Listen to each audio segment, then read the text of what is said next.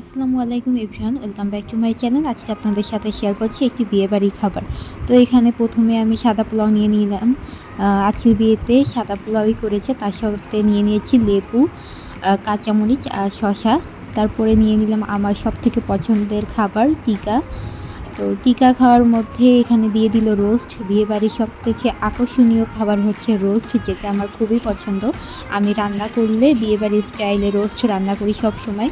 তো এটা দিয়ে মজা করে খেয়ে নিচ্ছিলাম। এর মধ্যে এখানে দিয়ে দিল গরুর মাংস। গরুর মাংসটা অনেক মজা হয়েছিল। এখানে খাসির মাংস ছিল, কিন্তু আমি খাসির মাংস নেই না বিয়েবাড়িতে গেলে সাধারণত। তারপরে এখানে আমি আরও 2টা টিকা কাবাব চেয়ে নিলাম, কারণ এটা আমার বেশি পছন্দ। ওদিকে বুটের ডালও ছিল, সেটা আর আমি নেই নাই।